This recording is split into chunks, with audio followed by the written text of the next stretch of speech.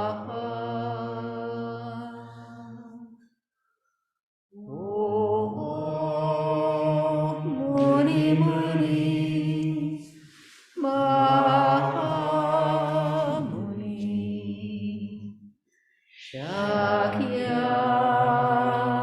Shakyamuni Swaha